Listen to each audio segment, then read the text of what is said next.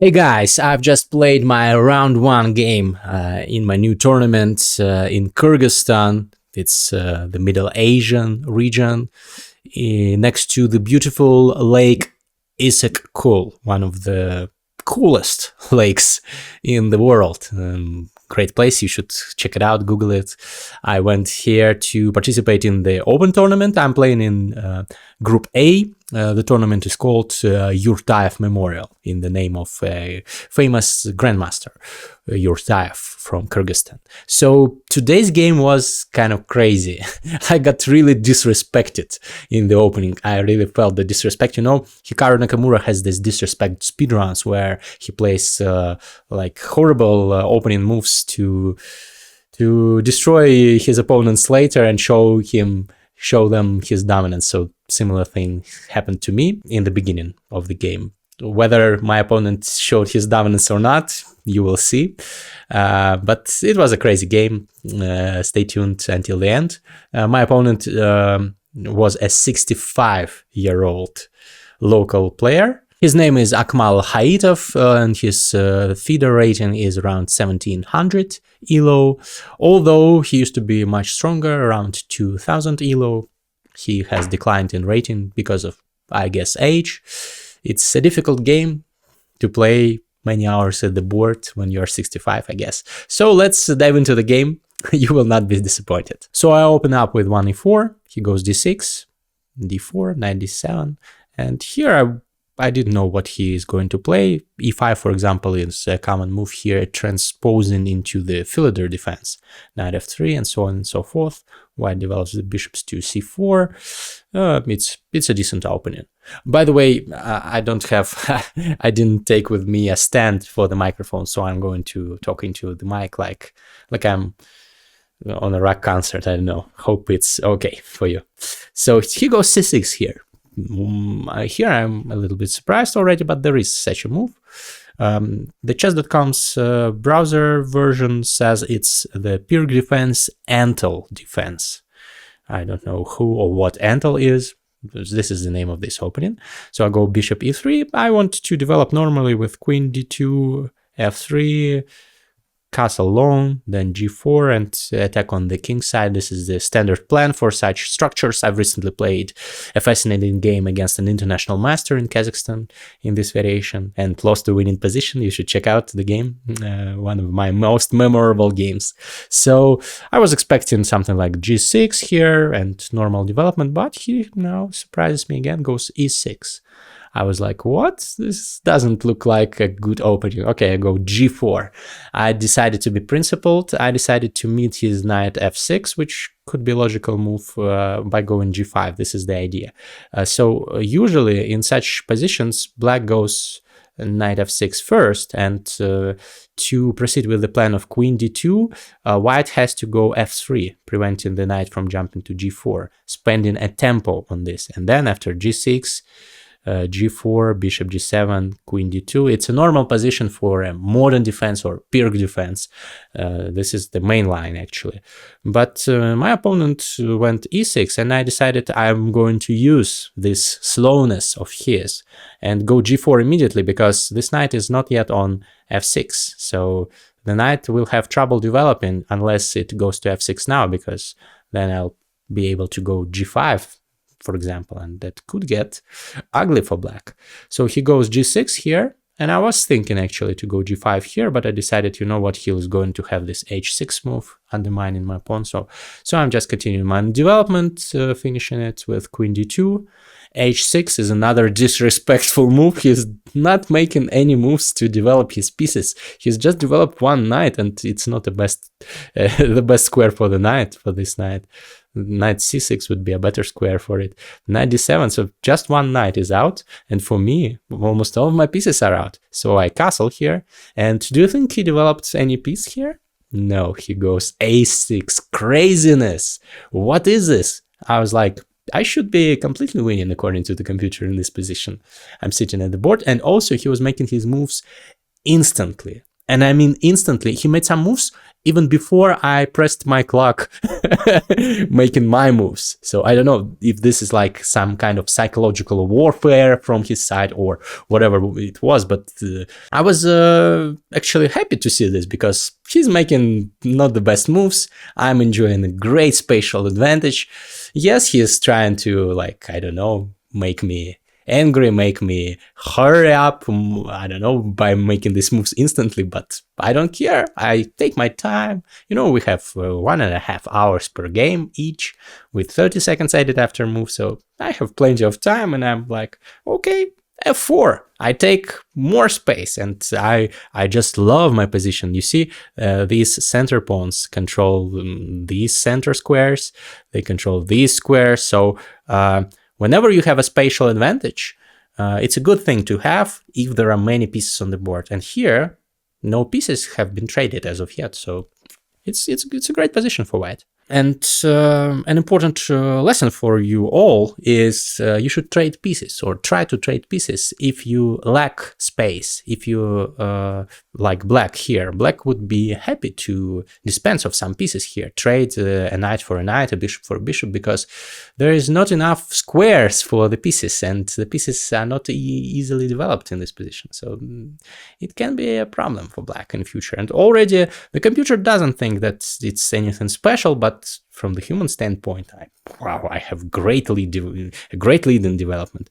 I have developed many pieces, and he continues pushing his pawns with b5. What is this? What is this madness?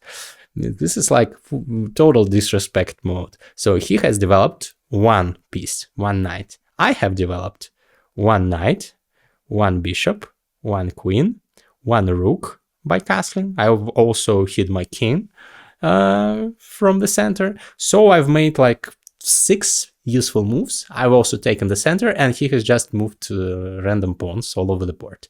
And no, he's not lost, because the computers find equality in all lines, even in the strangest openings. But humanly speaking, of course, white is much, much, much better.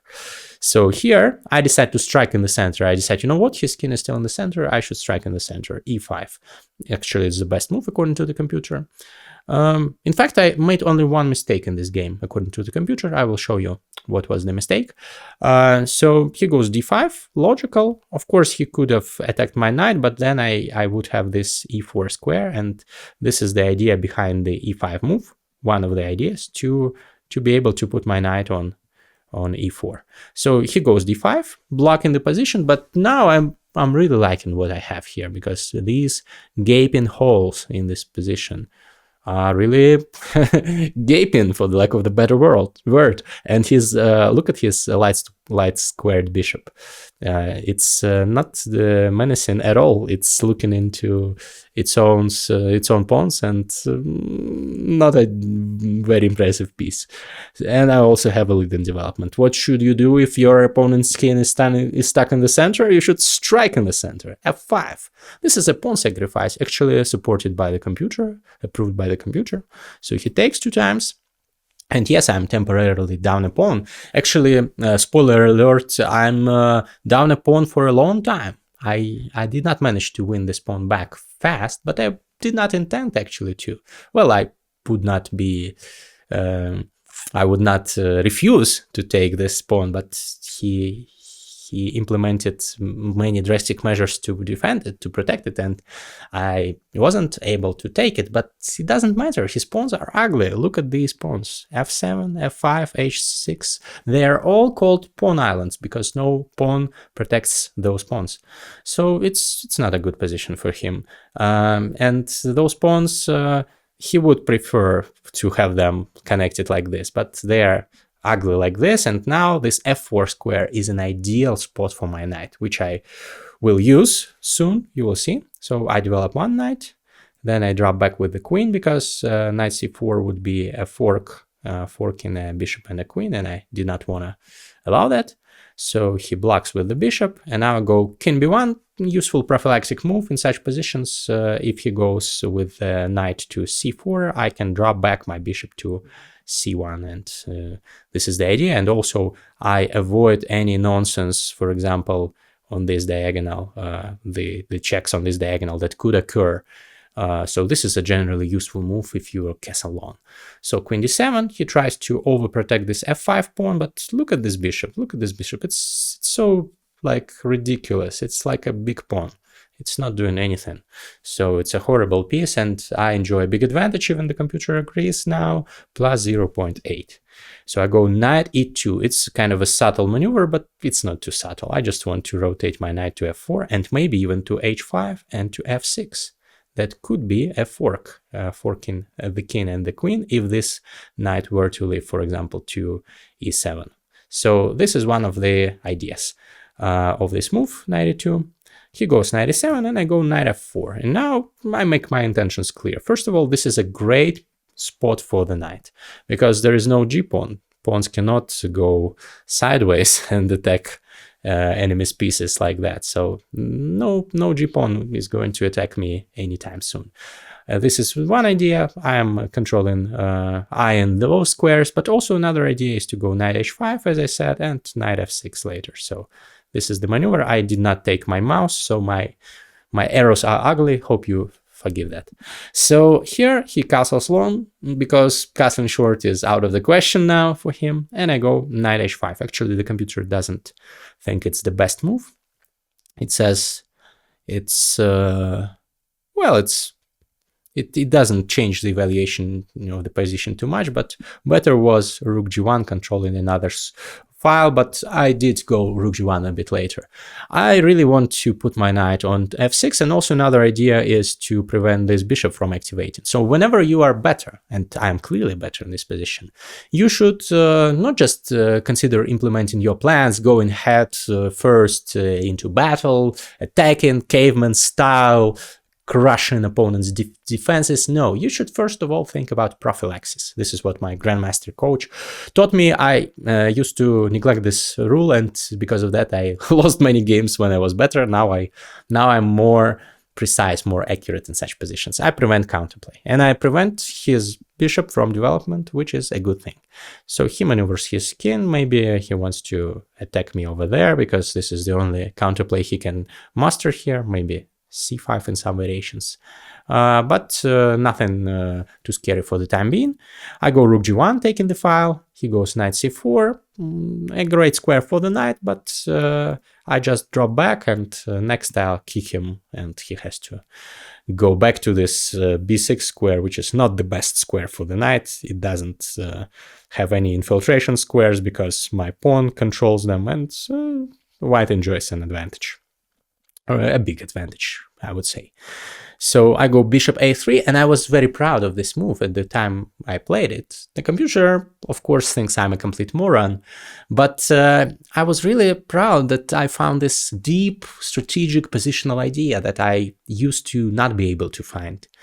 So the idea is that I want to prevent his counterplay with c5. This is number one. c5, for example, here if I do nothing like go rook h1, I was afraid that he can go c5, sacrificing the pawn, and then go knight d7, attacking both my pawns on c5 and e5, pressuring them.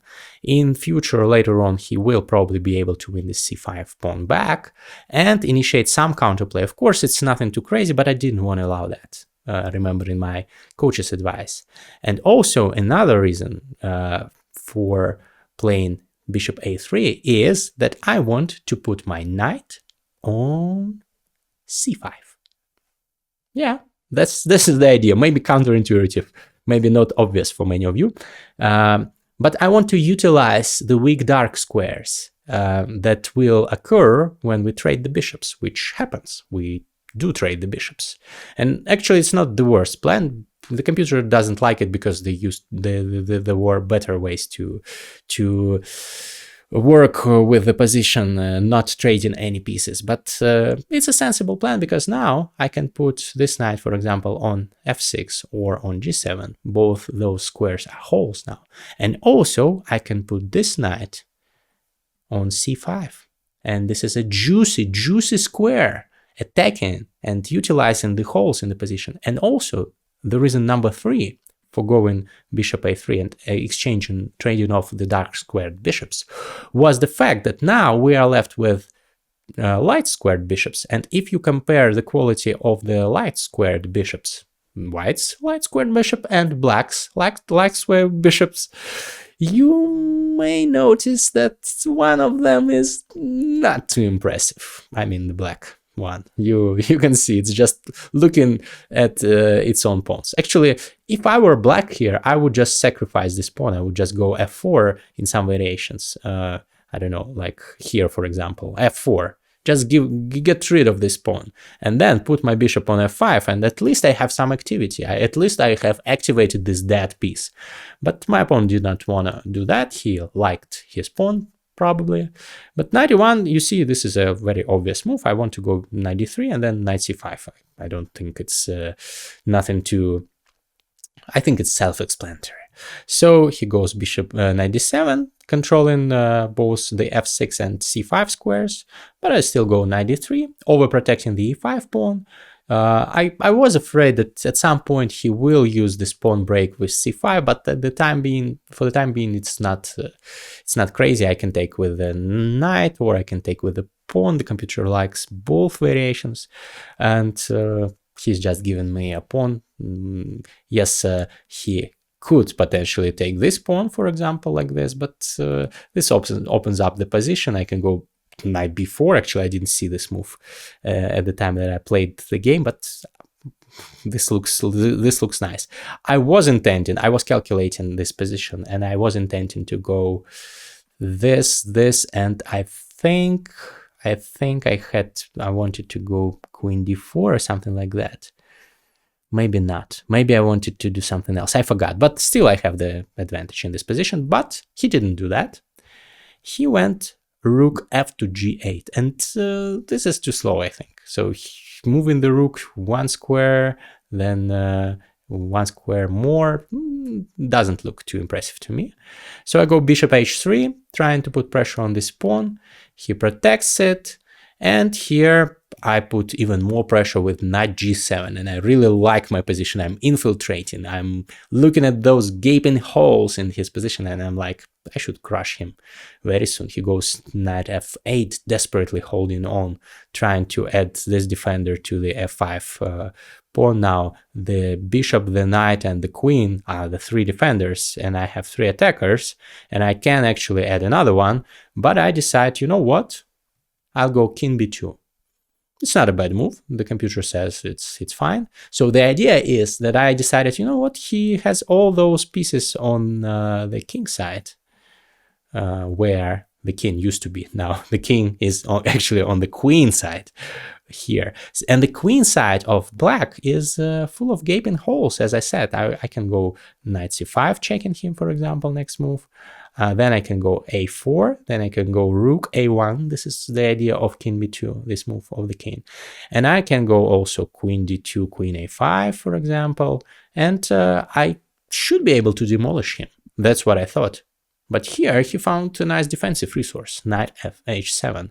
So he wants to put his knight on g5 and block this file for my rook. And here I was a little bit worried. And I think I made an inaccuracy. I gave him a check, which is a perfectly fine move, and then I retreated. So the computer says it's the second best line. The first best line is taking the bishop, but this felt really counterintuitive at the moment. So this helps me gain time. This is the point of the computer, gain time to go a4 and attack. But I did not want to trade this beautiful knight of mine for this ugly bishop of his. So I retreated. I had to retreat because otherwise he had this threat of going knight g5, both attacking my bishop and attacking my knight by blocking this file for my rook. So I reluctantly retreated. He went knight g5 and I retreated. And again, I thought it's not the best course of actions for me, but still I was quite confident in my position because I have this fantastic knight on c5. His position is full of holes, his bishop is horrible, and yes, he's up a pawn, but this is not a happy pawn. I playing with black, I would be happy to just sacrifice this pawn. But he went knight e4, an active move, and here I could take with the knight, but that would lose all of my advantage because this knight is too important. Of course, I should take with a bishop. And here I was expecting the best move in the position, according to the computer, f takes e4. And so this is a good transformation for him because finally his bishop is getting some breathing space, but actually it's not too scary for me. I can proceed with my plan of a4. I would have gone for this, and my attack is nasty, and still black's position is very unpleasant. Also, the computer finds another resource of going back to g7 with the knight. I didn't see that. Well, looks also sensible, okay. But for some reason, my opponent did not take with the f-pawn here. He took with the d-pawn. And immediately I saw, again, he made this move immediately. He really likes Russian things. I don't know why he does that. I'm ethnically Russian, so it would be more logical for me to rush. But here, he rushed here. And I immediately thought, what about this king and the queen? This looks interesting. And I went d5. Because this is a clearance sacrifice. I clear this diagonal to destroy his king over there, and already it's very unpleasant. I was calculating e3 to block, which I thought is a nice move, and if I take, he takes with a knight, but I calculated that I can just go queen d4 and all the threats remain, and all the threats abound, and actually the computer thinks I'm already winning. So e3 was one of the moves that I was calculating, and I also calculated knight takes d5, and I thought it's a logical move. And here I have some ideas of, for example, taking on e4 with a check, discovered attack. Unfortunately, I cannot take on e6 with a discovered check because he has this e3, and here it works because the knight protects this pawn. Very important. And next he'll take the knight. So I will have to take the e4 pawn. That was what I was intending. And if he blocks, for example, c5, with c5, I wanted to go knight d6. And here the computer actually believes that I have not too impressive an advantage, but some advantage. Maybe I had something better. I don't know. But this is what I wanted to do. Surprisingly for me, he took not with the knight, and he did not go e3. He took with the bishop. And here I was like, I think I'm winning. I think I'm winning. I had 5 minutes on my clock. At this point, he had much more because he made many moves instantly. But I thought I'll spend a little bit more time and find the win. And actually, I did find it. Well, I did not find the forcing win, but I realized what I have to do. So first, I took the rook. This is important because you will see why. So he takes back. And now I do not give him a check. Of course, I can check him from d7, for example, double attack, double check, and it's very unpleasant for him. I can go also to different squares, but I decided, you know what? I'll first join the attack. Or first, another knight of mine will join the attack. The rook is threatened. He drops back. And now I was calculating this variation. Knight c to d7 check. So this is a double attack on the king. The knight and the queen are checking it, so it has to retreat. It has to retreat here, because if it retreats here, this is a checkmate in one, queen b6. So queen b7, king b7 is the only move. And here also this position shows why it was important to join forces, to add another knight to the attack and to the defense of this knight. So here they work harmoniously, both of them. So I go queen b6 check here in this position. His only retreating square is a8. And here I thought knight c5 is the best move. Threatening, taking here, and then this.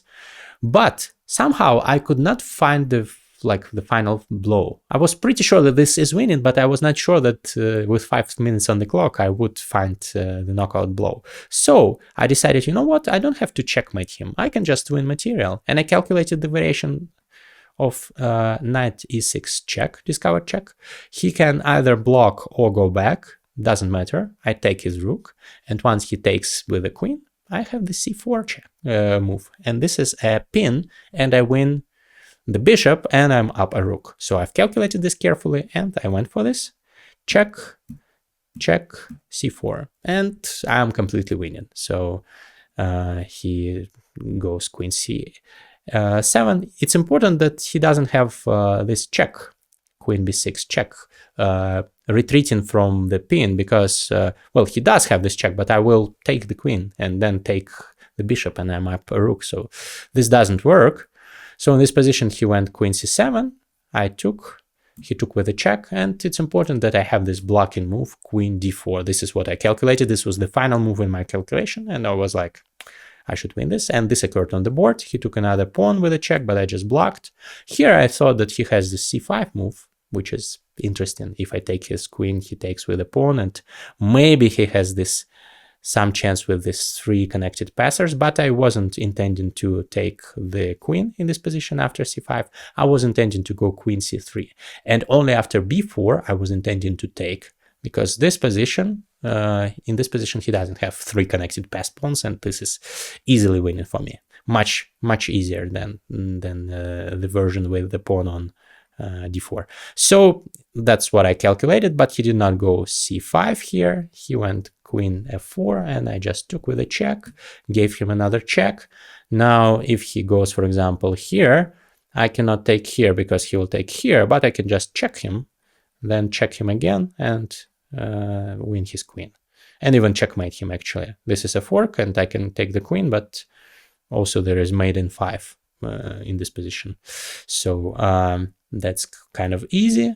Also, queen d7, what else can he do? If he goes king b6, knight d5 wins. It's a fork, and also checkmate in 4. So he blocks here, and of course I can trade the queens and win the endgame, but I decided to take his pawn, and next I'll take another one, and then also I'm threatening to win the queen. So this is hopeless, and my opponent resigned. So I punished him for his disrespect. Interesting, right? I'm kind of satisfied with my game. Tomorrow I'm playing with a 6-time champion of Kyrgyzstan, a much stronger player than my opponent today, so I will have to prepare. He is a national master. So I hope I can show good chess tomorrow. See you in the next recap. Looking forward to your comments, likes, and subscribes. Bye-bye.